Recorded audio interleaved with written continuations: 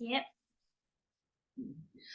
오늘도 성경 파노라마 함께 같이 시작하도록 하겠습니다. 오늘은 우리가 예레미야 서랑 에스겔서를 같이 배우도록 하겠습니다. 예레미야나 에스겔이나 굉장히 대선지서고 내용이 많고 분량이 많지만 오늘 이렇게 열심히 한번 같이 배워보도록 하겠습니다. 그리고 조금 내용이 어렵고 많은 또 상징과 또 환상들을 다루기 있기 때문에 여태까지 여러분들이 공부하면서 조금 어려울 수 있지만 오늘 되도록이면 제가 쉽게 한번 설명해 보려고 노력은 하겠는데 이번 기회를 통해서 예레미야서를 펼치거나 에스겔서를 펼치면 딱 그때 당시 배경과 그때 시대적 상황과 그 또 각자 선지자들이 처했던 그 환경들 또 하나님이 그들 삶을 통해서 요구하셨던 이 모든 것들이 다 머릿속에 그려지면서 그 하나하나 내용들이 쉽게 이해되어질 수 있기를 이렇게 기대합니다.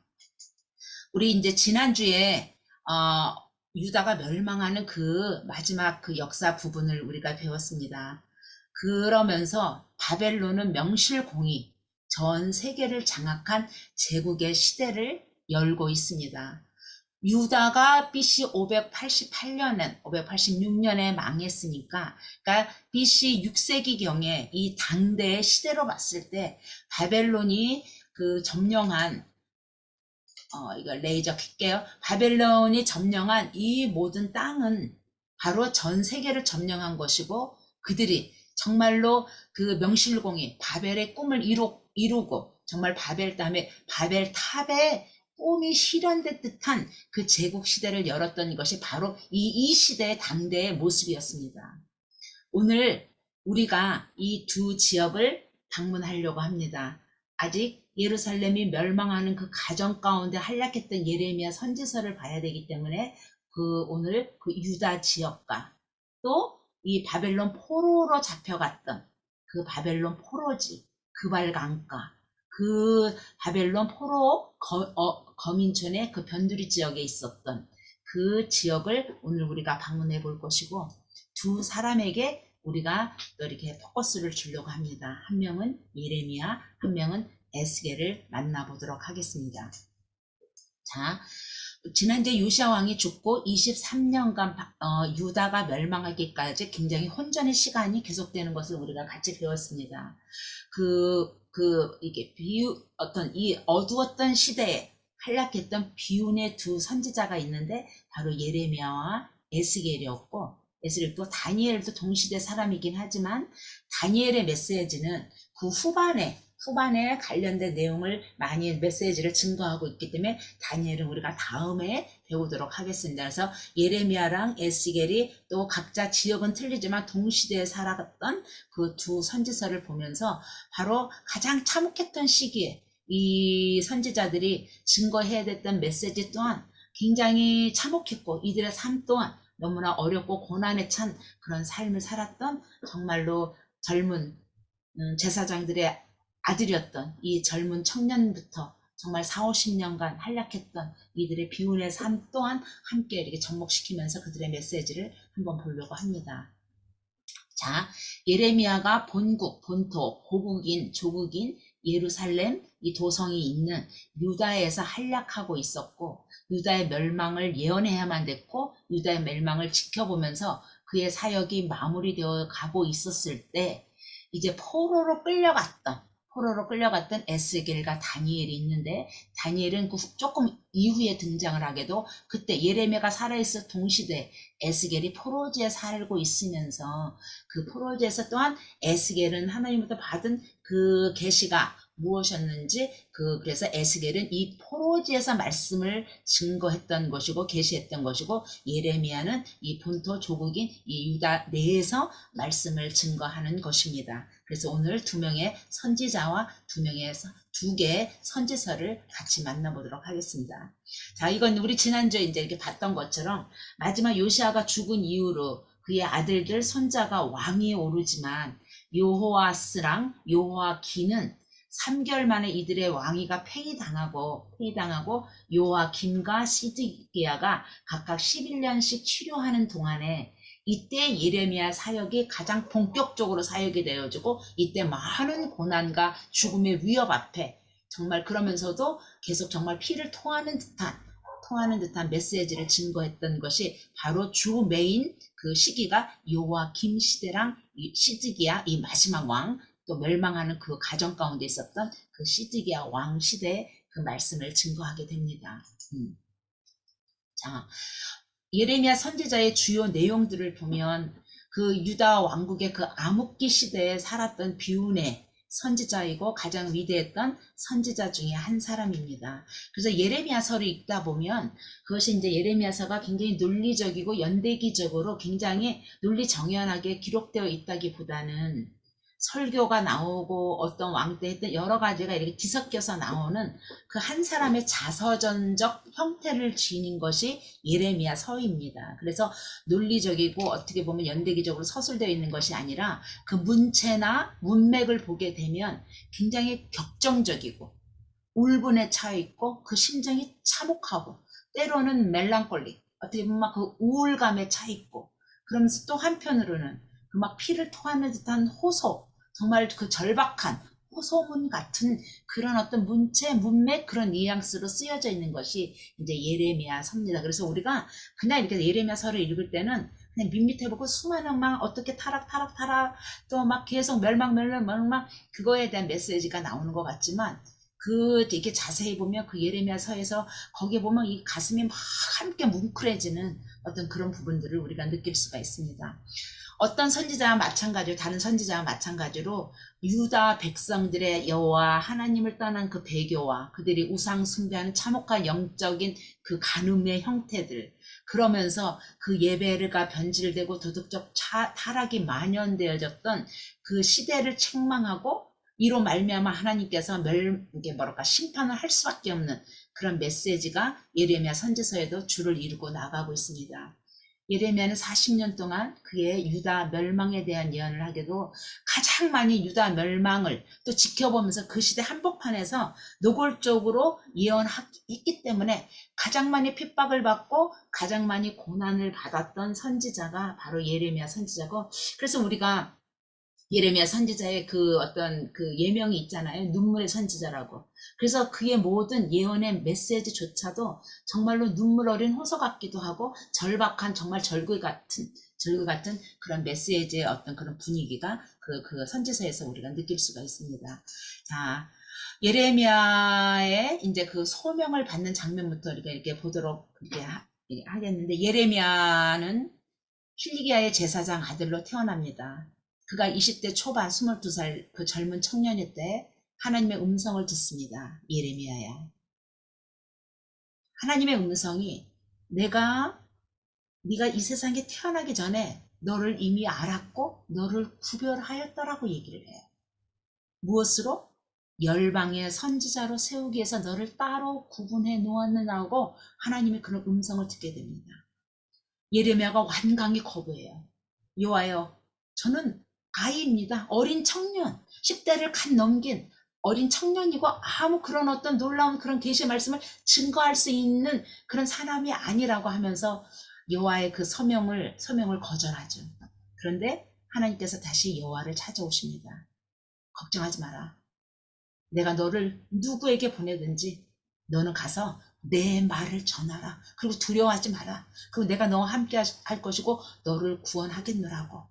그러면서 여호와께서 손을 내밀어서 예레미야의 입술에 손을 댐으로 말미암아 내가 내 말을 너희 입에 두었노라고 하면서 소명을 확정시켜 주는 장면으로 그가 하나님의 부르심을 받게 됩니다.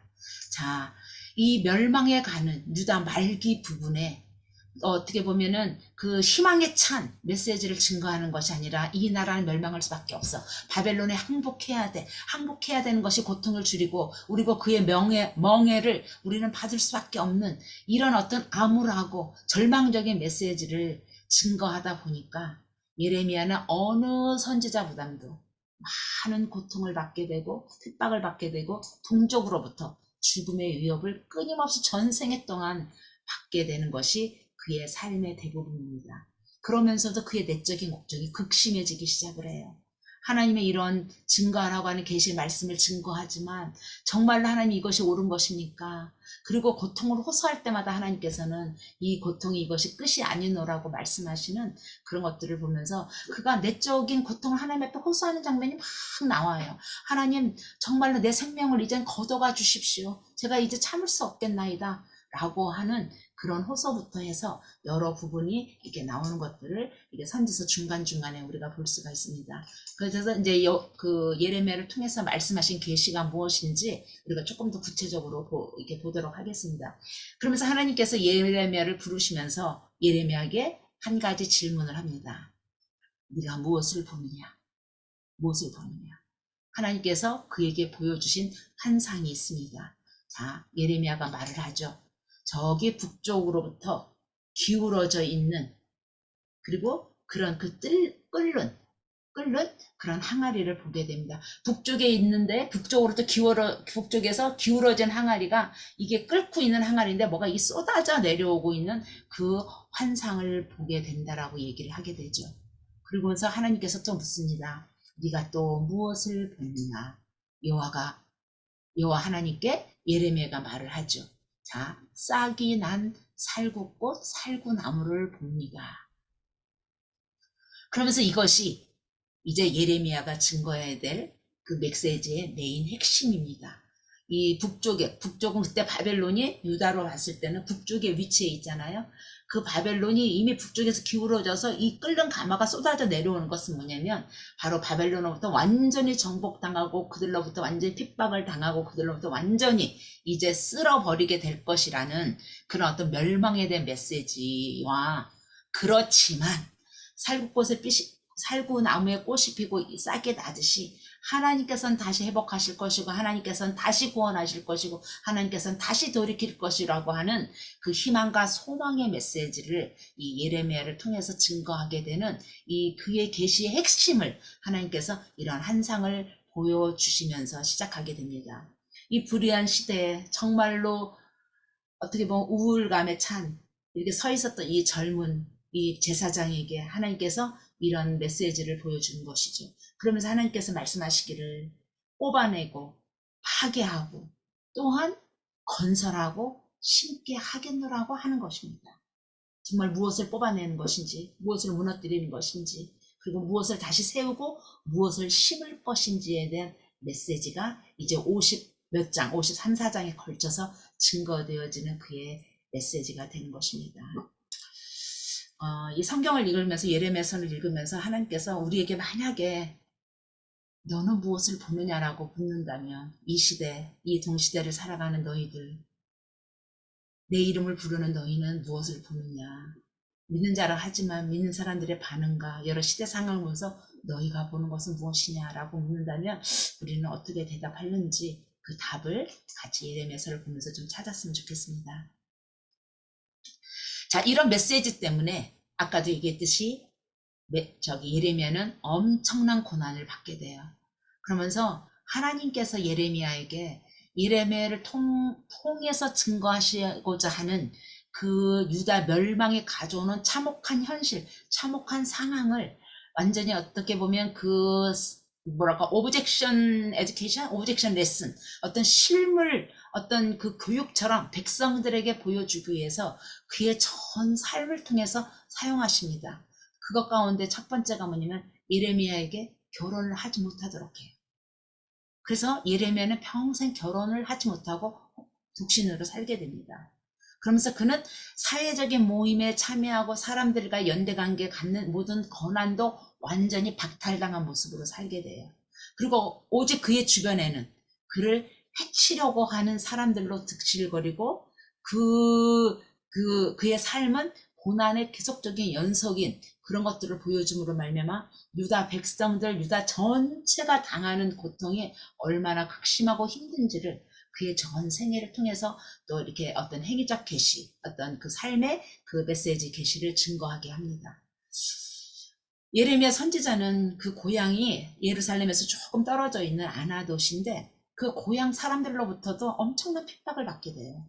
그들이 예레미야가 그런 그 멸망의 메시지, 이런 심판의 메시지를 증거한다고 그를 협박하기도 하고 때로는 그를 완전히 때리기도 하고 그를 감옥에 쳐넣기도 하고 하는 이런 고난을 받게 돼요. 근데 이뿐만이 아니에요. 그의 가족들조차도 그가 하는 일을 완강히 반대하는 장면이 우리 12장에도 이게 잠깐 나오는 것들을 이렇게 보거든요. 그래서 예레미야 선지자가 하나님 앞에 이 부분을 막 토론을 해요. 하나님, 정말로 내가 언제까지 이 사역을 할 것이며 정말 이거 사역을 내가 너무 힘이 들어서 못하겠나이다라고 하나님께 호소를 하고 토론을 했을 때 하나님께서 하시는 말씀이 앞으로 네가 이거보다 더 심한 고통을 받게 될 것이라는 말만 듣고 그 안에 어마어마한 고뇌와 막 이 심적인 몸부림을 치는 그런 모습들을 보게 됩니다.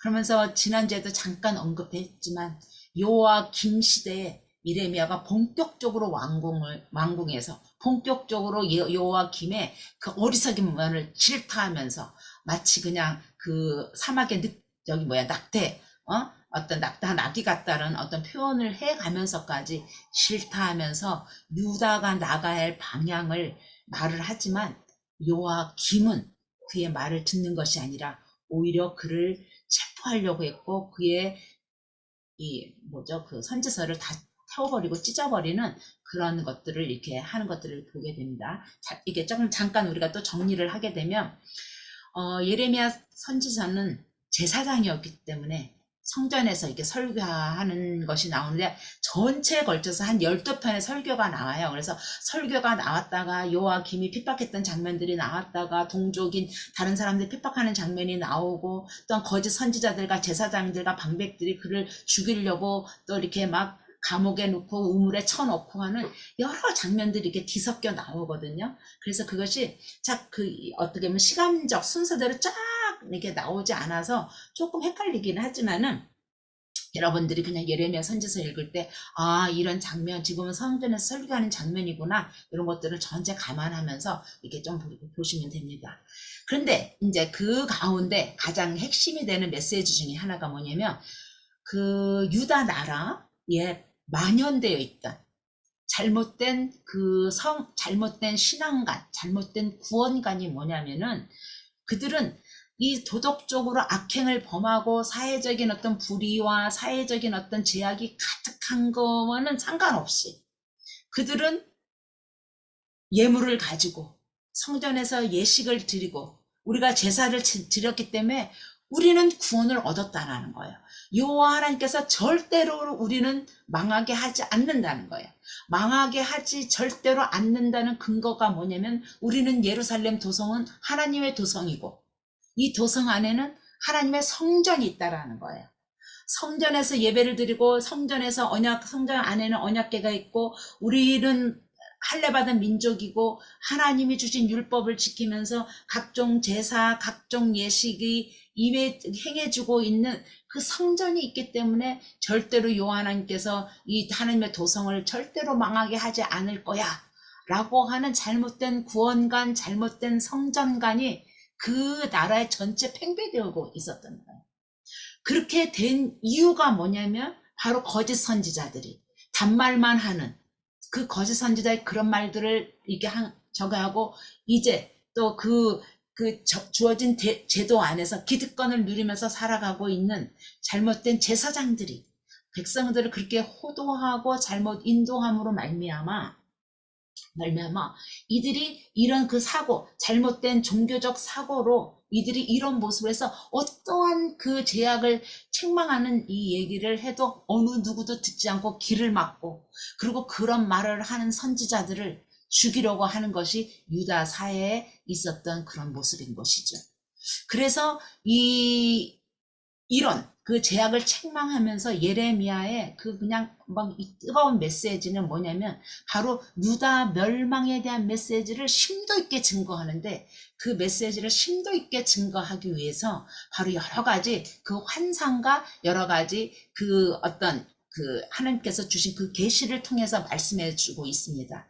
그것이 뭐냐면 바로 첫 번째는 질그릇 항아리. 자, 토기장이 있는 데로 가게 돼요. 그걸 안내해요. 그러면서 그 토기장이가 질그릇을 빚다가 확 망쳐버리고 다시 짓잖아요. 바로 이게 유다를 상징하고 있는 거예요. 유다가 지금 온갖 제약과 온갖 모든 것을 하나님이 심판할 수밖에 없다는 거예요. 그러나 그것을 버리고 완전히 없애고 완전히 저거 하는 것이 아니라 다시 하나님께서 저거 한 그것을 그 질그릇을 하나님께서 다시 빚기 위한 것이라는 거예요. 그래서 그런 질그릇 항아리를 보여주는 것뿐만이 아니라 자, 또 흰농 골짜기로 가가지고 그 오지병이 완전히 흰농 골짜기에 여러 사람들이 보는 앞에서 그 이 오지병을 깨트리는 그것을 하게 해요.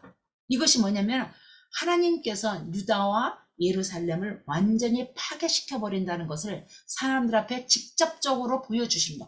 하나님은 유다를 예루살렘을 이 너희들이 그렇게 실망하는 철저히 이게 구원의 어떤 화신이라고 믿고 있는 그 성전을 완전히 하나님께서 부숴 버릴 것이라는 거예요. 이런 철저한 심판이 임할 것이라는 것뿐만이 아니라 이 제사장들이 두르고 다니는 그 띠가 있잖아요. 배로 만든 띠를 흐르는 강물 바위 밑에 넣어놓으면, 걷다 감춰놓으면 그것이 배에 띠가 오래 갈까요?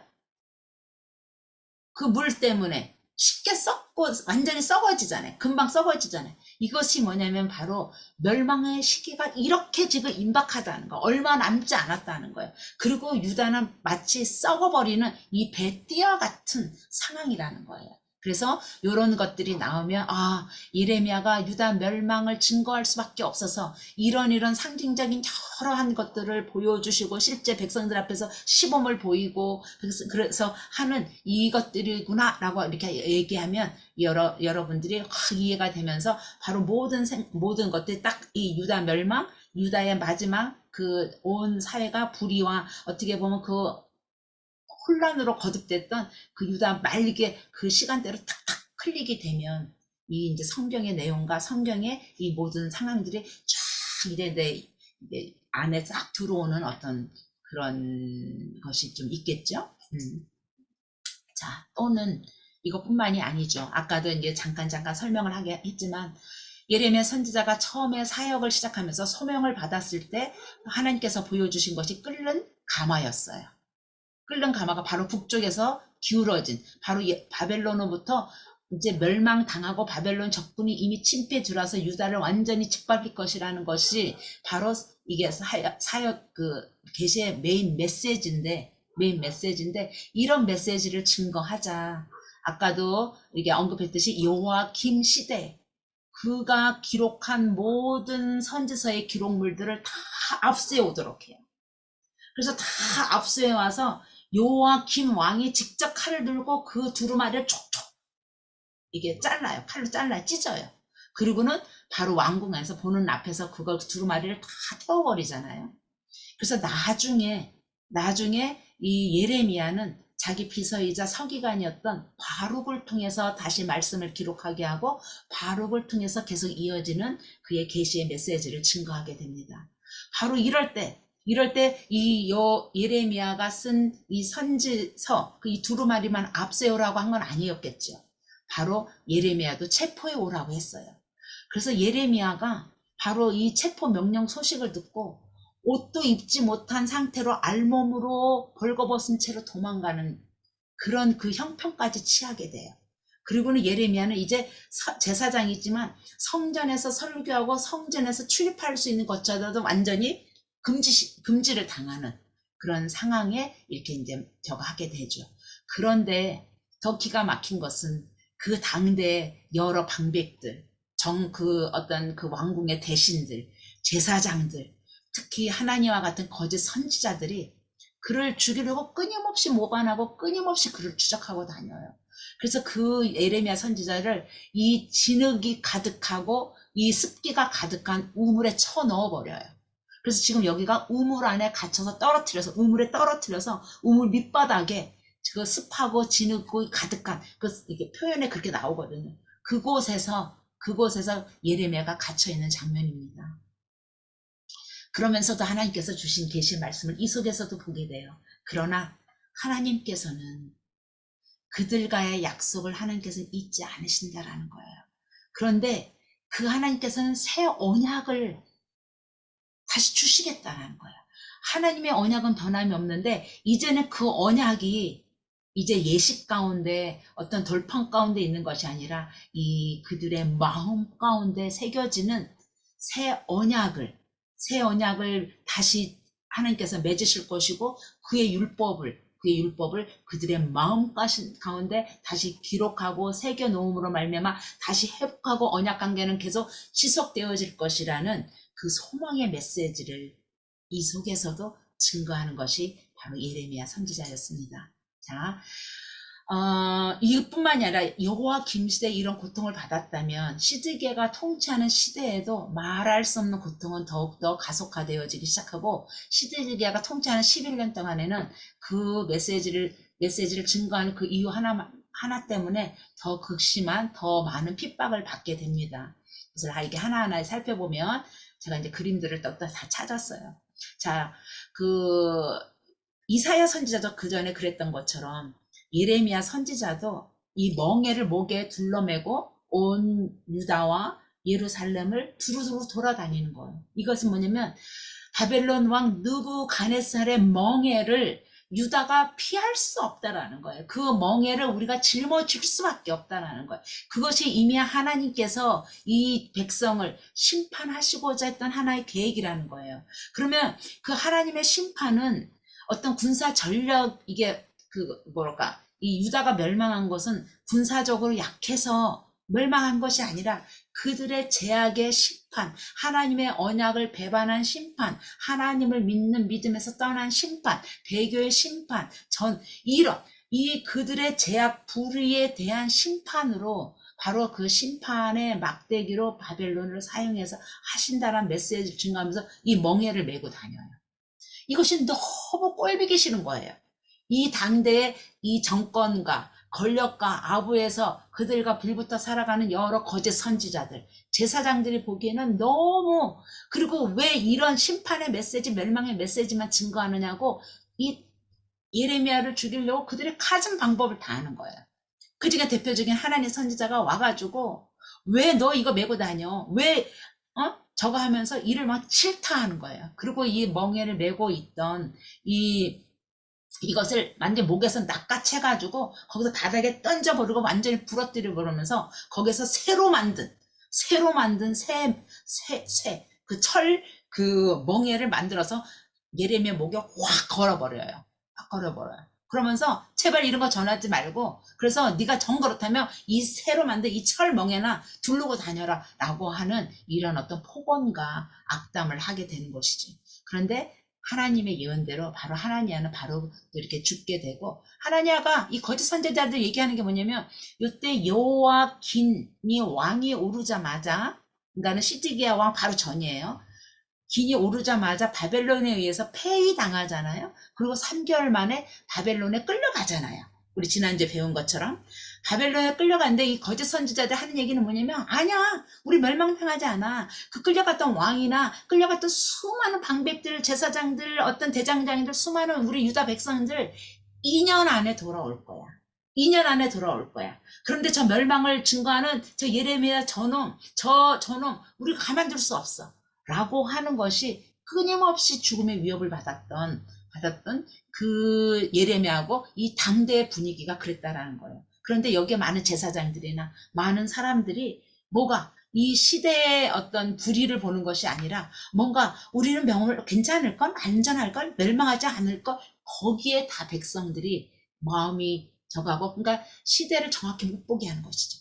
예레미야 선지자는 네가 무엇을 보느냐? 그 시대에 하나님 이 말, 그 계시를 아무도 못 보게 만드는 것이 바로 이 시대의 그 당대의 사람들의 모습이었습니다. 자, 예레미야 선지자가 이 하나님께서 이제 두 무화과 강주리를 보여주십니다. 이 좋은 무화과 강주리가 담겨있는 이 바구니는, 이건 무엇을 상징하냐면 바로 포로지로 끌려간 유다 백성들을 상징하는 거예요. 하나님께서는 이 포로지로 끌려갔던 유다 백성들을 다시 돌이키시고 그들을 통해서 하나님께서 약속하신 그 회복, 또 어떤 다시 그 소망의 그 메시지를 이들을 통해서 이루시겠다라는 것이죠. 그런데 유다 땅에 남아있는 사람들은 이 썩어가는 무화과가 담겨있는 강주리와 같다라는 거예요. 하나님은 이제 바벨론의 멸망한 이유는 그 땅에서 역사하시는 것이 아니라 이제 그 땅에 남아있는 사람은 오직 비천한 사람들이고 그 땅에 그들을 통해서 하나님께서 역사하는 것이 아니라는 것이죠. 자, 아까도 얘기했듯이 예레미야는 그 사람들에 의해서 감옥에 갇히게 됩니다. 감옥에 갇힌 것도 이런 착고에 채워서 꼼짝달싹 못하는 상태로 감옥에 쳐넣어서 정말 예레미야를 죽이기만을 음모하는 것이 이 모든 방백들이고 제사장들이고 거듭 선지자들이고 시드기야 왕들이었습니다. 그 당대의 어떤 정권들이었습니다. 이것은 아까 언급했던 바로 배에 썩어져 버리는 그 배띠를 이게 상징하고 있습니다. 이것이 예레미야 선지자의 전체적인 사역의 내용인데, 감옥에 갇혀 있는 예레미야 선지자가 손에 들고 있는 것이 있습니다. 이것이 뭐냐면 토지 매매 증서예요. 이렇게 유다 멸망을 계속 예언하면서도 예레미야 선지자가 토지를 사요. 토지를 산 매매 증서를 보여주고 그것을 백성들한테 보여주고 말을 하거든요. 이것은 뭐냐면 하나님께서 심판을 하시지만 하나님께서 다시 돌이키실 것이라는 거예요. 바로 예레미야는 구체적인 시간까지 얘기하거든요. 70년의 바벨론 유수 기간이 끝나면 70년 후에는 하나님께서 다시 돌이키시니까 바로 돌이키시고 이 땅에서 다시 그 회복의 역사를 시작하시고 하나님 나라의 영원한 그 역사를 이 땅에서 하나님께서 약속하신 이 땅에서 하실 것이라는 확실한 증거로 바로 토지를 매매하고 토지 매매 증서를 들고 있는 것을 우리가 볼 수가 있습니다. 이것이 예레미야 사역의 예레미야 계시의 어떤 메인 포인트입니다. 자, 사역을 이렇게 다시 정리하면 계속 이제 우리가 이런 것 같은 것들을 이렇게 이제 볼 수가 있고요. 자, 그런데 사람들이 오지 않을 것이라고 소망하고 기대했던 그 예루살렘의 멸망은 하나님의 때에 임하고 맙니다. 예레미야가 계시했던 것처럼, 예레미야가 예언했던 것처럼 예루살렘은 불타버렸고 성전은 완전히 파괴되어졌고, 그리고 이 땅 안에 오직 비천한 거민들만 있고 적들의 또 그 다른 그 이방 족속들이 와서 이 땅을 차지하고 살고 있고, 모든 예루살렘에 거했던 유다에 거했던 수많은 백성들은 다 굴비처럼 엮여서 다 바벨론으로 포로로 다 끌려가는 그런 비극의 그 날이 결코 오고 말았습니다. 이것 때문에 예레미야 선지자는 기쁜 것이 아니겠죠, 당연히. 정말로 찢어지는 마음으로 불타는 도성을 바라보고 완전히 불타는 성전을 바라보면서 정말로 가눌 길 없는 그 비통한 심정을 가지고 울며 눈물을 흘리며 정말로 오열하면서 써내려간 글이 예레미야 애가서입니다. 그래서 예레미야서를 읽으시면서 예레미야 애가는 바로 불타는 성전, 완전히 파괴되어지는 예루살렘 도성, 정말 전 유다 땅이 유린당하는, 완전히 해서 황폐되어지는 그런 유다를 바라보면서 정말로 침통하고 정말로 너무나 아픈, 정말 토열하는 그런 심정을 가지고 울면서 쓴 선지서가 예레미야 애가서. 그래서 이거에 대한 굉장히 자세한 디스크라이브가 나와요. 불타는 도성이라든가 그거에 대한 참혹한 그의 심정을 잘 그려주고 있어서 예레미야 서랑 예레미야 애가서를 같이 읽으시면 되겠습니다.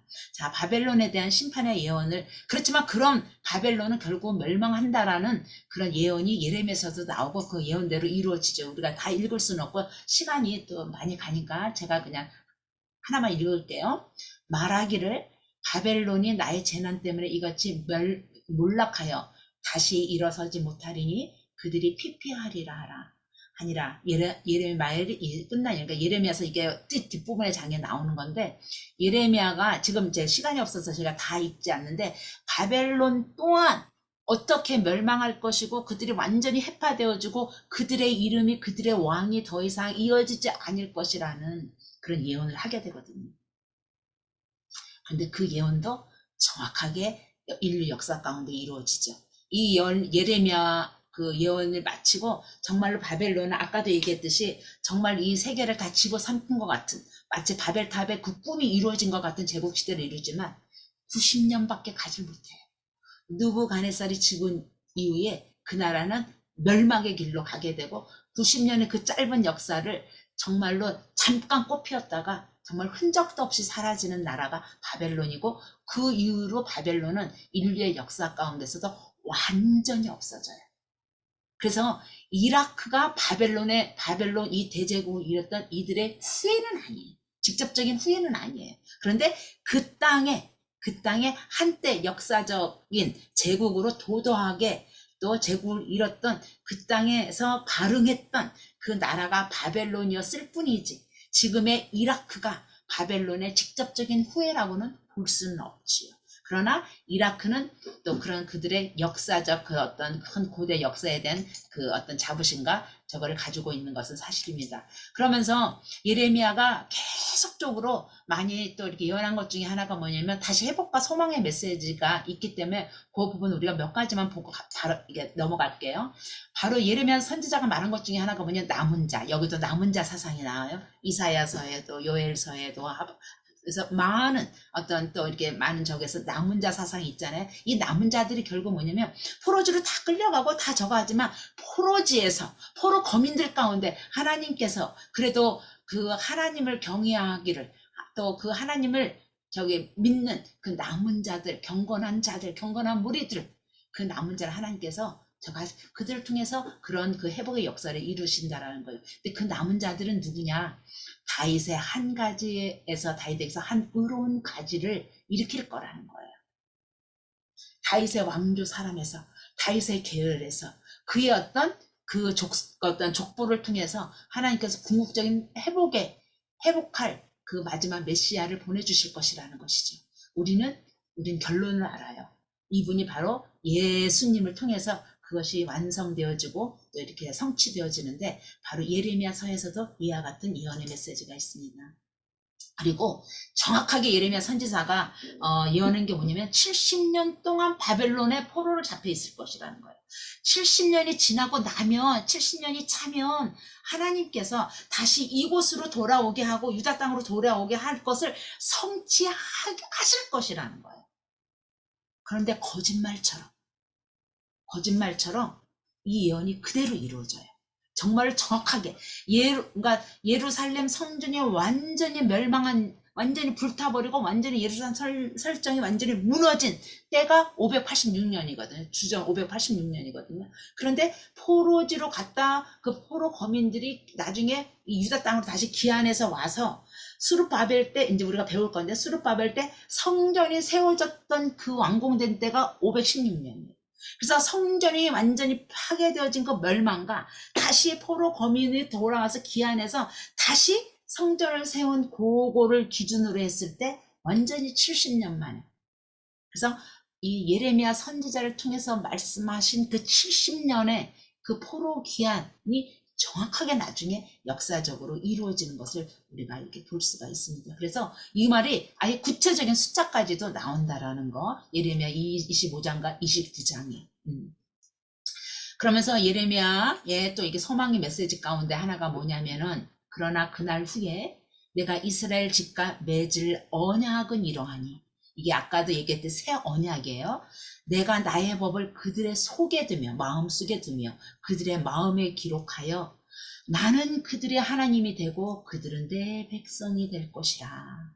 우리 요 문구를 어디선가 들은 적이 있을 거예요. 나는 그들의 하나님이 되고 그들은 내 백성이 될 것이라. 이것은 이집트에서 나와서 광야에서 시내산에서 처음으로 하나님 백성을 만나줄 때 그때 하나님께서 하셨던 말씀이 바로 나는 너희의 하나님이고 너는 내 백성이 될 것이라 라고 말씀하신 이 말이 여기서도 다시 나와요. 하나님께서 그렇게 말씀하신 것처럼 이것을 다시 하나님께서 성취하실 것이라는 거예요. 여전히 하나님은 그들의 하나님이고 그들은 하나님의 백성인 것을 다시 이렇게 성취하실 것이라는 소망의 메시지를 증거하게 됩니다. 자, 우리가 잘 아는 구절이라 또 한 가지 더 했습니다. 너는 내게 부르짖으라. 내가 내게 응답하겠고 네가 알지 못하는 크고 비밀한 일을 내게 보이리라. 이건 회복의 메시지를 말하는 것이죠. 그러면서 여호와 하나님께 대한 소망과 기대와 간구를 끊지 말라는 것이죠. 옛적에 여호와께서 나에게 나타나사 내가 영원한 사랑으로 너를 사랑하기에 인자함으로 너를 이끌었다 하였노라. 이렇게 하시는 이유가 결국은 하나님의 사랑 때문이라는 것이죠. 여기까지 예레미야를 통해서 말씀하셨던 그런 여러 그 소망의 메시지를 보고, 아까도 얘기했던 예레미야 예가는 이게 5장에 걸쳐서 바로 그 멸망을 바라보면서 그것이 어떠했는지 그 것들을 기록해 놓은 것입니다. 그럼 멸망 이후에 예레미야는 어떻게 됐느냐? 그 땅에 남아 있었던 사람들에 의해서 이집트로 같이 가게 돼요. 그들이 억지로 예레미야를 끌고 이집트로 가요. 그달랴가 총독을 세워서 잠깐 그 유다에 있었잖아요. 지난주에 마지막 부분에 읽었던 걸 우리 여러분들이 기억하실 텐데, 그래서 그 국수자들이 결국은 그 땅에 있지 못하고 다 이제 이게 어떤 저걸 피해서 이게 끌려갔는데, 그때 예레미야를 데리고 가는 거예요.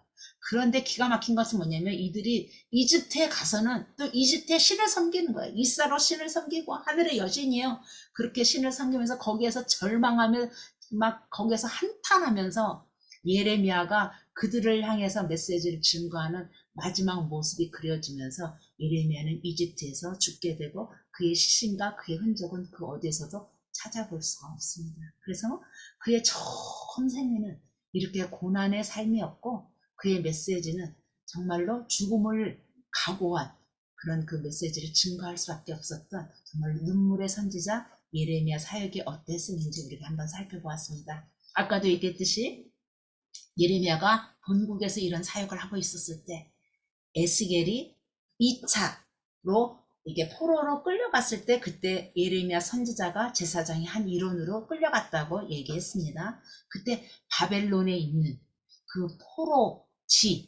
거민촌에서 기거하면서 에스겔이 하나님의 말씀의 계시를 받게 되고 또 거기에서 말씀을 증거하게 됩니다. 이 나라의 운명은 에스겔의 개인의 삶에도 엄청난 영향을 주게 됩니다. 조국이 겪은 시련은 에스겔 자신의 인생 또한 산산이 파괴시켜 버리죠.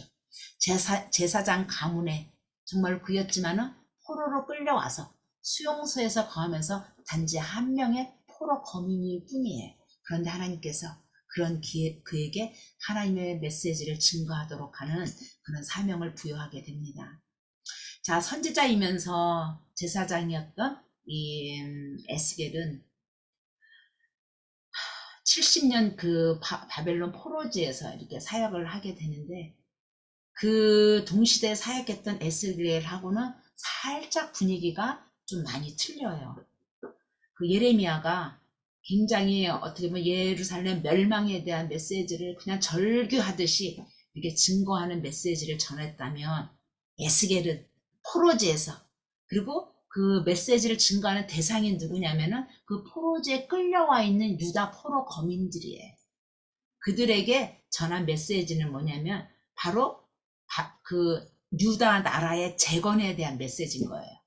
그래서 예레미야는 눈물의 사람으로 어떤 멸망을 증거한 거라면, 에스겔은 어떤 많은 환상들을 통해서 어떤 비전을 제시하고 비전을 말했던 그런 그래서 두 사람의 메시지의 어떤 분위기나 그 문맥이나 문체가 많이 틀려요. 많이 틀려요. 그래서 에스겔은 어떻게 하든 더 많이 강조하고 더 많이 증거한 게 뭐냐면, 하나님의 어떻게 회복하실 것인지, 그 회복에 대한, 그 강조와 회복에 대한 환상, 그 회복에 대한 확신을 심어주기 위한 메시지가 더 주를 이루고 있다라는 것들이죠. 그러면서 이 메시지를 증거하면서 또한 하나님의 심판이 유다만이 아니라 주변의 많은 나라들에게도 이렇게 하게 되는데, 특별히 이게 아주 그 특별한 건 뭐냐면, 에스겔 선지서를 읽다 보면 어떤 많은 주변의 나라의 심판의 메시지를 하면서 항상 따라 나오는 말이 있어요. 그것이 뭐냐면은, 그들이 나를 여호와인 줄 알게 될 것이다. 그리고 다시 유다 회복에 대한 환상과 회복에 대한 어떤 상징적 어떤 예언을 하면서도 항상 하는 말이 뭐냐면은, 그들이 나를 여호와인 줄 알게 하리라. 하나님께서 유다가 멸망하고서는 하나님은 전 지구적으로 바로 우주적인 하나님이 역사의 심판자이시고 역사의 주권자이신 것을 알도록 하는 이 심판의 메시지, 이 계시의 메시지는 전 우주적, 전 어떤 지구적 나라를 향해서 증거되어지고 있어요. 그러면서 계속 강조하시는 것이 뭐냐면, 이런 어느 나라가 심판하고 그들은 또한 심판을 하나님께서 그렇게 행하실 것이며 하는 이 모든 것들을 통해서 또 유다의 회복의 역사 동안 뭐냐면 하나는 거예요. 그들이 내가 여호와인 줄을 알게 되리라. 라고 하는 하나님의 그 메인 그 메시지가 바로 그것이었습니다. 그것이 예스겔서를 읽다 보면 이 말이 70번이나 반복되어져서 나오는 것들을 이렇게 볼 수가 있습니다. 그래서 에스겔 선지서는 예레미야서와 틀리 약간은 연대기적으로 시간 순차적으로 굉장히 논리적이면서 굉장히 강하게 바로 이런 회복의 역사가 있을 것이야 라고 하는 강하게 주장하는 어떤 그런 문맥을 좀 이렇게 볼 수가 있습니다. 이거는 이제 그 예레미야가 처음에 소명을 받았을 당시 봤던 그 환상을 이게 그림으로 이렇게 표현한 것입니다. 예레미야랑 틀리 에스겔은 그 소명을 받을 때부터 그 환상이 굉장히 강렬했어요. 자, 하늘로부터 뭐가 이렇게 막 구름과 폭풍과 이 번개가 가득한 속에 그 안에서 이 병거가 쫙 달려 나오는 거예요. 그런데 병거를 타고 있는 그거를 가만히 보니까 뭔가 사람인 것 같고 동물인 것 같고 하는 이것이 가운데 딱 있는 거예요. 그런데 얼굴이 네 면이 다 틀린 얼굴인 거예요. 자, 한쪽은 사자 얼굴, 한쪽은 사람의 얼굴, 한쪽은 항소의 얼굴, 또 한쪽은 마치 독수리 얼굴 같이 사면이 틀린 어떤 그런 모습을 이렇게 한 병거를 타고 달려오는 그것들을 이렇게 보게 되는 것이죠. 바로 이것은 하나님의 어떻게 보면 그 하나님의 속성? 하나님의 사자처럼 굉장히 두려울 정도로 강하고 어떤 그런 어떤 그 권능의 하나님을 나타난가 하면은 소처럼 어떤 강한 하나님, 독수리처럼 뭔가 이렇게 활동성 있고 뭔가 쫙 할 수 있는 거. 그러나 여기 인자 마치 어떤 지혜로운 뭐 이런 것들이 있고 그 환상에 대한 그 설명이 그 1장에 보면 굉장히 이게 자세하게 나오는데 근데 이 네 개의 바퀴가 있는데 바퀴에는 이게 지금 다 이게 눈들이 다 달려 있다는 거예요. 근데 그것이 여호와의 눈이라는 거예요. 여호와께서 이 모든 세계의 역사, 모든 어떤 섭리를 쫙 이렇게 지켜보고 있다라는 것이죠. 그런데 이런 병거가 쫙 이게 구름 가운데 번개 가운데 막 오고 있는데 저 북쪽 저 끝에 한 궁창 위에 하나의 놀라운 보좌가 보인다고 얘기를 해요. 그 보좌에 누군가 앉아 있는 것 같기도 하고 너무 광채가 빛나는 이 보좌의 형상이 이 에스겔의 환상 가운데 다 이렇게 보여주고 있는 거예요. 그런데 그때 바로 여호와의 손이 쫙 나타나면서 여호와의 손 안에 두루마리가 들려져 있는 거예요. 두루마리가 들려져 있으면서 그 두루마리를 그대로 받으라고 에스겔 선지자한테 얘기하는 거예요. 그래서 이 두루마리를 에스겔 선지자한테 받아 먹으라라고 명령하면서 에스겔 선지자가 그를 받으면서 바로 여호와의 말씀이 그의 전 인격 가운데 들어옴과 동시에 바로 여호와께서 전하고자 하는 두루마리의 그 말씀을 이제 에스겔 선지자를 통해서 하나님께서 전하시겠다라는 거예요. 그래서 에스겔 그 선지서 읽다 보면 이 환상의 내용이 막 디스크라이브 돼 있어서 읽다 보면 굉장히 좀 이렇게 어려울 텐데 그림으로 나타내면 바로 이 내용이고 바로 에스겔이 소명을 받는 이 장면입니다. 에스겔도 마찬가지로 이 비운의 시대에 하나님의 부르심을 받아서 하나님의 메시지를 증거했던 이 선지자이기 때문에 그의 삶 또한 그의 전 인생 또한 또 그의 삶도 고난의 연속이었습니다. 자, 제사장 가문의 아들로 태어나 정말로 그 젊은 나이에 바벨론으로 끌려갑니다. 거기에서 침묵으로 5년을 보내면서 정말로 앞으로의 삶이 어떻게 될지 모르는 가운데 5년이 지난 후에 그곳에서의 삶이 5년이 지난 후에 유다 사람들이 바벨론의 포로로 잡혀갔던 사람들이 주로 그발 강가에 가서 많이 통회하면서 울면서 조국의 어떤 멸망을 통회하면서 울고 거기에 바벨론 사람들이 막 조롱하는 장면이 시편에 나오거든요. 정확히 시편 몇 편인지는 기억이 안 나오는데 그래서 그발 강가에 울면서 이렇게 저거 하노라 막 하면서 나오는 이 에스겔 선지서에서도 그 강가가 나와요. 그때 포로 거민들이 주로 가서 울었던 그 강가였던 것 같아요. 거기에서 이렇게 서명을 받고 에스겔 선지서가 7년 동안은 계속 7년 동안 증거하는 그 메시지는 뭐냐면 그 포로 거민들의 그쪽에 끌려와 있는 포로 거민들에게 증거하는 메시지는 뭐냐면 고국으로 돌아갈 희망을 벗으라는 거야. 그거를 이렇게 벗어 던지라는 거예요. 그것을 내려놓으라는 거예요. 우리는 못 돌아간다는 거예요. 왜? 유다는 멸망한다라는 거예요. 그러면서 예레미야 선지자와 마찬가지로 멸망에 대한 예언, 그 심판에 대한 예언, 왜 심판을 받는지. 그러나 유다만이 아니라 주변에 암몬도 모압도 에돔도 이집트도 모든 나라도 완전히 심판을 받는다는 그 메시지를 계속 보내게 돼요. 그리고 나서 유다가 완전히 멸망한 이후에는 아까도 얘기했듯이 계속 그 환상을 통해서, 여러 환상을 통해서 회복의 메시지, 소망의 메시지, 다시 재건의 메시지 내용이 뒷부분을 쭉 나오는 것들을 이렇게 볼 수가 있습니다. 그래서 에스겔도 어떻게 보면 저기 심판과 어떤 희망의 메시지죠. 그림을 이렇게 잠깐 보면 바로 이것도 하나로 그렇게 이제 이게 그려놓고 있는데, 에스겔 선지자가 처음에 7년 동안은 바로 예루살렘은 완전히 다 쇠사슬에 묶여서 다 이쪽 바벨론으로 다 포로로 잡혀올 것이고, 예루살렘은 불탈 것이고, 성전도 불탈 것이고, 완전히 멸망하게 될 것이라는 그것을 예언하면서 어떤 그 행위 계시를 하게 되냐면, 바로 그 포로 거민지 안에 바로 예루살렘 도성을 나타내는 것을 진흙으로 이렇게 모형을 만들어요. 모형을 만들고 주변에는 이게 흙을 다 쌓아 올려요. 이게 토성이에요, 토성. 토성을 쌓고 운제로 가득 이렇게 뿌리고 나서는 결국 이게 바벨론에 이렇게 포위될 거라는 거예요. 바벨론은 토성을 쌓고 여기 공성태, 이걸서 무차별하게 공격하고 포위를 당해서 결국 예루살렘은 멸망할 것이라는 것이잖아요. 근데 1년 7개월 동안 포위를 당하고 결국 유다가 멸망한 걸 우리가 지난주에 봤듯이, 이것을 포로지에서 이렇게 이런 저기 운제까지 쌓아서 이런 것들을 보여주면서까지 백성들에게 말씀을, 이렇게 멸망에 대한 말씀을 증거하는 것이죠. 그래서 이렇게 증거했는데, 그러나 하나님은 이제 때가 찰 때, 예레미야가 정확히 70년이라고 했잖아요. 그 하나님이 정한 시간이 지나면 다시 바벨론에서 다시 하나님께서 예루살렘, 바로 약속의 그 땅으로 다시 다 돌이킬 거라는 거예요.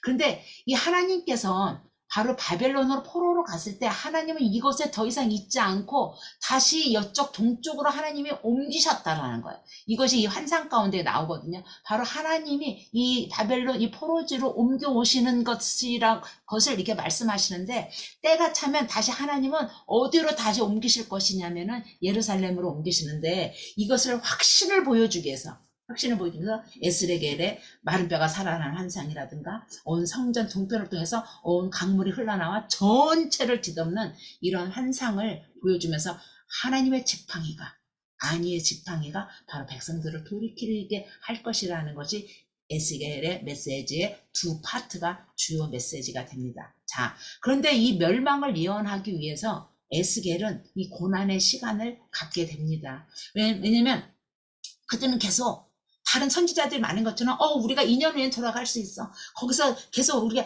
조국으로 우리는 금방 돌아갈 거야 라는 그 생각을 가지고 거기서 백성들이 우왕좌왕하고 살고 있는 거예요. 포로지에서. 그런 그 사람들에게 유다는 멸망할 수밖에 없는 것을 증거하기 위해서 에스겔의 여러 삶을 통해서 하나님께서는 그런 행위 계시, 그 행위를 통해서 진짜 직접적인 그 말씀을 증거하게 합니다. 그 중에 하나가 뭐냐면, 이렇게 텅텅 밧줄로 묶어서, 이것이 얼마나 고난의 참 삶일까 생각만 해도 마음이 어떤 때는 이게 저려와요. 이런 예레미야 선지자랑 에스겔서를 읽을 땐 막 마음이 뜨거워지면서, 뭐가 그냥 어떤 선지서보다도 마음이 막 뭉클해지면서 이게 다가오는 여러 장면들이 있거든요. 선지자가 밧줄로 본인을 꽁꽁 묶어요. 꽁꽁 묶고는 390일 동안은 왼쪽만으로, 이게 왼편으로만 누워서 자는 거예요. 390일 동안. 조금도 움직여서도 안 돼요. 왼쪽으로만 누워서 자게 해요. 요 390일이 지나면 40일 동안은 또 오른쪽만으로 누워서 이렇게 자야 되는 거예요. 이것은 바로 북쪽 이스라엘의 심판의 기간을 얘기하는 것이고, 남쪽 유다의 심판의 기간을 얘기한다고 이렇게 말하고 있어요. 거기에서 바로, 그래서 신학자들이 말하기는 390일은 390년을 얘기하는데, 390년을 얘기하는데, 바로 여로보암이 금송아지 숭배하면서 북쪽 이스라엘이 이렇게 분단되잖아요. 그때서부터 이제 이렇게 우리 고레스 페르시아 왕 이게 배울 건데, 그때 이제 기한을 허가받아서 돌아가는 그 기간까지가 390년이고, 유다는 바벨론으로부터 멸망돼서 완전 3차 586년에 멸망돼서 고레스 칙령으로 처음 귀환이 이루어지는 것을 그 기간은 40년이거든요. 그 이후에 그 기간을 이렇게 몸으로 행위로 드러나게 해요.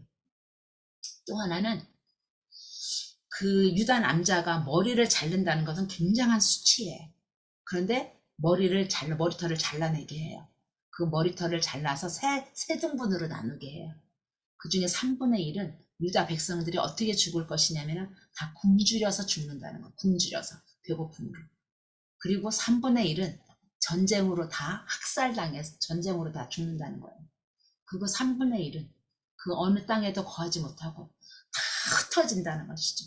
자, 지금 바벨론의 포로도 잡혀가고 그들이 또 이 먹을 걸 찾아서 애굽으로 어디로 사방 군데로 흩어져서 그 땅에는 다 아무도 남지 않는 빈 땅이 되어가거든요. 그래서 유다 백성들이 이런 어떤 형극을 맞이할 거라는 것을 이렇게 보여주게 하고, 또 하나는 그의 삶 동안 하나님께서 허락하신 게 뭐냐면 아주 소량만 음식을 먹게 했어요. 그건 뭐냐면 저울에 달아서, 거기서 성경에 보면 저울에 달아서 아주 소량만 음식을 먹게 하는데, 이것은 유다 백성들이 예루살렘이 포위당하고 멸망했을 때 이들이 삶이 얼마나 핍절할 것인지, 피폐될 것인지를 이 예스겔을 통해서 먼저 이것을 경험하고 이것들을 직접 보여주게 하는 거예요. 그래서 이들이 굶주려 가는, 그리고 조금의 음식으로 생명을 연명할 수밖에 없는 것들을 이야기한다라는 것이죠. 또 하나는 에스겔을 통해서 뭐라 그럴까, 이 벽 있잖아요. 이 벽을 헐고 한밤중에 벽을 헐고 도망가는, 그것을 이 행구를 끌고 다니고, 피난길을 가는 행구를 끌고 다니고, 이거 그 다음 이렇게 보면 되는데, 자, 이거를 보면은, 자, 이 낮에는 행구라고 아나요? 우리 소달구지라고 그래야 되나? 소가 끌고 다니는 그 소달구지 맞나요? 그거가 행구예요. 그거는 뭐 행구의 짐을 잔뜩 싣고 그거를 전체 그 포로 거민지 그 지역을 계속 돌아다니게 하는 거예요, 낮에는. 그건 뭐냐면 바로 멸망당했을 때 사람들이 그냥 먹고 살기 위해서 그 피난 가는 장면을 연출하게 하는 거예요. 그런데 밤에는 이 벽을 뚫으라고 해요. 벽을 뚫고는 이 벽 속에서 뚫은 이 벽 속을 빠져나와서 그 행구에 실었던 것을 이 등에 다 메고는 그것을 이제 어깨에 메고 나가는 것들을 이렇게 하게 하는 거예요. 그게 뭐냐면 바로 이제 완전히 멸망해서 이제 소달구지도 이 행구도 끌을 수가 없어서 어깨에 이것을 메고 도망하는 이런 날이 곧 올 거라는 것을 이렇게 행위 계시를 통해서 계속 하게 하는 것이 바로 이거라는 것이죠. 또 하나는 바로 그 느부갓네살 그 어마어마한 군대가 막 정말 질풍처럼 막 밀고 들어옵니다. 그러면서 이들의 칼, 이 바벨론의 이 칼이 잠깐 멈칫해요. 우리가 림나로 먼저 가서 멸망시킬까? 아니면 예루살렘으로 가서 멸망시킬까? 림나는 바로 그 거대, 또 이게 제국은 아니지만 큰 나라로 있었던 그 또 암몬 그 나라들을 말하는 거예요. 그러면서 이 칼날이 바로 예루살렘으로 와서 예루살렘을 완전히 해방화시키는 그런 어떤 그 장면들이 이렇게 멸망을 예언하면서 그것이 나오고, 이것은 뭐냐면, 자, 에스겔은 결혼은 해요. 예레미야는 결혼도 못하고 평생 그렇게 고난의 삶을 살게 되는데, 에스겔은 결혼하지만 바벨론 포로제에 가서 얼마 안 돼서 아내가 일찍이 죽어요. 근데 하나님은 너무나 힘든 명령을 하세요. 에스겔로 하여금 아내가 죽었음에도 불구하고 울지도 못해요. 우는 것조차도 하나님께서 허용하지 않아요. 그리고 누구의 어떤 조문객도 받지 못하도록 해요. 이것은 무엇을 나타내냐면, 유다가 멸망하고 했을 때 이 백성들은 너무나 기가 차고 너무나 황망하고 너무나 모든 기력을 다 잃어버려서 그들이 우는 것조차도 할 수 없는, 그리고 어디에서도 위로를 받을 수 없는 그 참혹한 형태를 에스겔로 하여금 아내가 죽었을 때 그 장사 지내는 그 가정을 통해서도 이런 메시지를 증거하게 합니다. 그래서 에스겔 선지자 또한 그 예레미야 선지자와 마찬가지로 어마어마한 고난을 받게 되죠. 그러면서 에스겔 선지자에게 보여줬던 많은 환상들을 그냥 몇 가지만 제가 뽑아봤습니다. 자, 에스겔 선지자가 보게 했던 환상 가운데 하나가 뭐냐면 피 흘리는 성읍을 보게 하고 녹슨 가마를 불에 태우는 장면을 보게 합니다. 그러므로 주 여호와께서 이같이 말씀하셨느니라. 피를 흘린 성읍, 바로 이 멸망되어진 유다를 말하는 것이죠. 녹슨 가마, 곧 그 속에 녹슬 없이 하지 아니한 가마여 하 있을진저 제비 뽑을 것도 없이 그 덩이를 하나하나 깰지어다. 이것이 유다 멸망에 대한 예언이에요. 이게 가마 안에 녹이 잔뜩 쓸어 있는 거예요. 그래서 그것이 불로 완전히 달구어도 그 녹이 없어지지 않는다라는 거예요. 그것이 뭐냐면 유다 나라 전체에 끼어 있는 제약의 상황이 얼마나 제약이 지독하고 얼마나 제약이 정말로 이 만연되어 있으면 어떠한 채찍과 어떠한 말로도 그것이 그 제약을 벗어내지 못하는 그 유다를 상징하고 있는 거예요. 그래서 그 유다가 이렇게 피 흘리는 성읍이 될 수밖에 없다라는 유다 멸망에 대한 예언을 하고 있는 거라면 이 에스겔서에서 애굽에 대한 그 예언이 나오는데 정말로 거짓말처럼 이 예언한 대로 역사 속에서 그대로 이루어지고 있는 것을 보게 돼요. 애굽의 교만을 먼저 얘기해요. 애굽 왕 바라오, 내가 너를 대적하노라. 너는 자기의 강들 중에 누운 큰 악어라. 이게 무슨 말인지 잘 모를 텐데 바로가 나일 강가에 느적하게 누워있는 큰 악어와 똑같다라는 거예요. 그러면서 그들은 그렇게 교만한 모습으로 이 애굽의 제국, 이 나일강, 이 주인은 바로 나야. 나의 이 모든 것들을 누가 감히 침공하고 누가 감히 해할 수 있을 거야 라는 그들이 여태까지 해왔던 그 교만함, 오만함, 애굽의 그런 그 자랑을 이 문학적 표현으로 빗대어 하고 있는 거예요. 그러면서 바로 이집트가 애굽이 어떻게 심판을 받을 것인지에 대한 그 예언이 나오는데 여기서 그들이 거기서 미약한 나라가 되되 나라 중에 지극히 미약한 나라가 되어 다시는 열국 위에 스스로 높이지 못하리니 그리고 애굽 땅에서 다시는 왕이 나지 못하게 하고 에스겔에서 29장 30장에 나오는 애굽 심판에 대한 예언이거든요. 그런데 이것이 역사 속에서 정말로 그대로 이루어져요.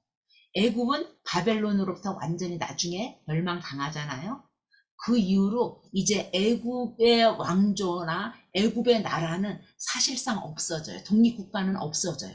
그 이후로는 계속 바벨론의 어떤 그 지배를 받게 되고 바벨론의 통치를 받게 되고 그 이후로는 페르시아 바사 왕국의 통치를 받게 되고 그 다음에는 알렉산더가 밀고 들어와 알렉산더 그 프톨레미 왕조, 알렉산더 왕조가 계속 애굽을 통치하게 되고 그 이후로는 로마의 속국이 돼서 로마가 계속 통치하게 되고 그 이후로는 다신 서부 열강에서 한 번도 애굽은 1945년 그 이후에 그때 48년 이후에 독립국가를 만들기 이전까지 본인 스스로의 왕조 왕국은 만들어지지 않아요. 그래서 에스겔서에서 예언된 대로 그대로 돼요. 그런데 나라는 완전히 멸망되어지진 않아요. 남아 있는다는 거예요. 그런데 가장 미약한 나라가 된다는 거예요. 지금도 여러분들 이게 성지순례 가거나 그랬을 때 아마 이집트를 많이 들릴 거예요. 이집트 한번 가보세요. 그들의 삶의 열악함과 나라의 가난함을 보면 처참해요. 너무너무 처참해요. 그리고 다시는 왕을 나지 못하고 다시는 열국에 스스로 한 번도 그 이후로 이제 애국은 이 세계 역사 속에서 한 번도 대국으로 등장하지 못해요. 그런데 이 다시 가장 미약한 나라가 되고 지극히 미약한 나라가 된다고 그랬잖아요. 지금 바로 2023년 이 현실 속에서도 이집트는 이래요. 이집트는 얼마 전에 IMF의 구제금융을 적용해서 지금 디폴트를 선언하기 직전이에요. 나라가 완전 부채 이렇게 상한 불능으로 해서 지금 그 부도를 선언할 그 입장에 돼 있어요. 그래서 IMF에 지금 어마어마한 돈을 뿌려서 지금 연명하고 있는데 그 백성들 먹여 살린 것조차도 지금 버거워서 애굽의 고민이 뭐냐면 인구가 늘어나는 거예요. 그래서 지금 아이를 낳지 말라라고 하는 것을 지금 말할 정도로. 그래서 지금 이집트는 지금 이 예언 그대로 이루어지는 것들을 보면 정말 이게 선지서를 읽다 보면 막 전율이 올 때가 있어요. 이 온몸에 정말로 하나님 말씀이 기록되어진 그 하나하나가 정말로 하나도 그렇게 이루어지지 않는 것이 하나도 없고 그 말씀이 오류함이 없고 그 말씀이 거짓으로 쓰여진 것이 하나도 없다는 것을 우리는 지금 AD 21세기를 살아가니까 그 이후로 역사가 진짜 어떻게 진행됐는지 우리는 증거로 볼 수 있잖아요. 그래서 유다라는 나라, 아니 애굽이라는 나라는 없어지지 않지만 세계에서 가장 미약한 나라가 된다는 거가 지금 현재 이집트의 상황이고 계속 이래왔다라는 거예요. 자, 이뿐만이 아니라 그 에스겔서의 앞부분에 보면 전체 주변의 모든 나라에 대한 그 심판의 메시지를 증거합니다. 그런데 아까도 얘기했듯이 이 메시지, 하나님은 저 우주적 하나님이시고 시간의 심판자이시고 역사의 하나님의 주권자이신 것들을 하시면서 그렇게 하시는 그것은 하나님이 바로 우주적 하나님, 유니버셜 하나님, 역사의 주관자이신 하나님, 역사의 심판자이신 하나님. 그러나 바벨론이 들어서고 대제국이 들었습니다 할지라도 그들 또한 하나님의 때의 심판을 면치 못할 것이라고 쭉 그런 예언을 70번이나 반복하고 있는 이것은 뭐냐면 그들이 나를 여호와인 줄 알리라. 하나님께서 직접 당신을 선포하십니다. 세계 역사 속에서 하나님이 여호와 하나님이 누구신지를 선언하시고 선포하시는 것이 바로 주변 모든 나라의 심판의 메시지를 통해서 이렇게 이런 예언을 주시는 것은 바로 여호와 하나님만이 바로 역사의 주권자이심을 나타내기 위한 것이고 에스겔서에 그들이 나를 여호와인 줄 알리라. 이런 것들이 계속 나오는 것들을 볼 수가 있습니다. 마찬가지로 에스겔서 이제 이게 적으면서 에스겔서의 가장 뒷부분의 키 핵심 메시지는 바로 소망의 메시지입니다. 회복의 메시지입니다. 다시 재건의 메시지입니다. 예레미야서와 마찬가지로 에스겔서도 반복돼서 나오는 것이 뭐냐면 내가 한 목자를 그들 위에 세워 먹이게 하리니 그는 내 종 다윗이라. 그가 그들의 목자가 될 것이라 하면서 궁극적으로 참 하나님 나라의 회복은 바로 다윗 가문, 다윗 계열, 다윗의 족보를 통해서 나오실 것을 이제 예언하고 있습니다. 자, 우리 여러분들이 잘 아는 마른 뼈들이 살아나는 그 환상을 에스겔 선지자로 하여금 보게 하죠. 그래서 하나님께서 에스겔 선지자를 마른 뼈들이 가득한 그런 골짜기를 환상으로 보여주십니다. 그러면서 하나님이 물으시죠. 이 뼈들이 능히 살게 되냐. 에스겔 선지자가 하나님 앞에 얘기합니다. 주 여호와여 주께서 아시나이다. 그러면서 그 이후에 마른 뼈들이 성령이 들어가고 자 이에 내가 명하도록 예언하니 생기가 그들에게 들어가매 그들이 곧 살아나서 쓰는데 극히 큰 군대더라. 그들이 힘줄을 두고 살을 입히고 가죽을 덮고 속에 생기를 넣을 때 바로 이들이 살아나서 큰 군대가 되어나는 환상을 보여주시면서 거기에서도 그 37장에서도 그 말이 또 나와요. 내가 여호와인 줄 너희가 알리라 하셨다 하라. 그러면서 바로 다 유다는 다 죽어간 거 마른 뼈 같고 이렇지만 하나님이 임하시면 하나님의 생명이 이곳에 임하시면 이렇게 이들이 큰 군대같이 살아나서 바로 그런 회복의 역사를 보여주실 것이라는 확신에 찬 환상을 에스겔을 통해서 이렇게 보여주십니다. 또 이뿐만이 아니라 또 에스겔에게 보여주신 것들이 뭐냐면 막 잘라져 있던 막대기가 쫙 붙는 그래서 하나의 막대기로 연결되어지는 그 환상을 보여줍니다. 그래서 그 막대기들은 서로 연합되어 하나가 되게 하라. 그 손에서 둘이 하나가 되리라. 그리고 그들은 내 백성이 되고 나는 그들의 하나님이 되리라. 우리 예레미야서에서도 이 구절을 봤죠. 그들은 내 백성이 되고 나는 그들의 하나님이 되리라. 에스겔서에도 다시 반복되고 있어요. 이것은 뭐냐면 자 북조 이스라엘과 남조 유다가 이제 연합돼서 하나가 되는 그런 하나님의 나라를 회복할 거라는 거예요. 이스라엘까지 하나님께서 회복시키실 거라는 거예요. 그래서 신의 산에서 하나님께서 처음으로 그들에게 이게 만나주시면서 하나님을 드러내면서 말씀하셨던 것은 너희들은 나의 백성이며 나는 너희의 하나님이 될 것이라고 말씀하셨던 것을 하나님이 그대로 다시 이루신다라는 것. 이루신다는 확신에 대한 그 환상을 이 막대기에 두 개가 붙어주면서 이렇게 하는 것들을 그래서 우리가 이제 예수님이 오셨을 때 보면은 북쪽 갈릴리 지역까지 다 왔다 갔다 하면서 그 사역을 하시는 그 장면들을 보고 바로 예레미야 아니 열지파 이 북쪽 이스라엘은 완전히 멸망하지만 하나님이 약속으로 주셨던 땅의 경계 그거는 나중에 바벨론 폴에서 나와서 그 경계를 활동하시면서 하게 하는 것들을 이렇게 볼 수가 있습니다. 자, 이제 마지막입니다. 자, 마지막 우리가 잘 아는 성전 환상을 보여주시죠. 자, 이 성전이 어떻게 지켜졌고 막 이런 도면들이 나와요. 그것까지 우리가 다 아는 거는 너무 무리고, 이제 우리가 키포인트만 알면 성전 동쪽에서 쫙 강물들이 흘러나오기 시작을 합니다. 강물들이 흘러나오면서 이 강물들이 동편을 적시고 문지방을 적시고 동쪽으로 흐르다가 우편 남들면서 그 강야를 적시고 전체를 다 적시는 그런 환상을 보게 합니다. 그러면서 마지막 이 새 성전에 대한 환상, 결국은 하나님께서 그런 성전도 회복시키실 것이고, 그 하나님의 영광이, 하나님의 그 권능이, 하나님의 그 이름이 온 전체에 쫙 다시 퍼지게 될 것이라는 그런 마지막 환상을 통해서, 이 마지막 환상을 보여주면서 하나님께서 회복의 역사의 메시지를 강렬하게 남기면서 에스겔 선지서가 이렇게 마감하게 됩니다.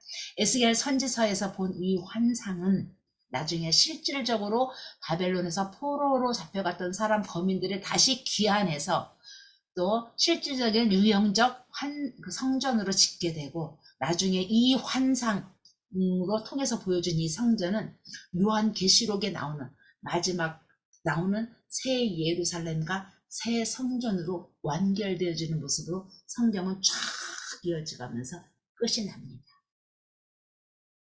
이것이 우리가 오늘 살펴봤던 예레미야서와 에스겔서, 그래서 분량이 조금 많아요. 그러면 우리가 여기까지 읽게 되면 거의 이제 다니엘서를 빼놓고는 대선지서를 다 읽게 됩니다.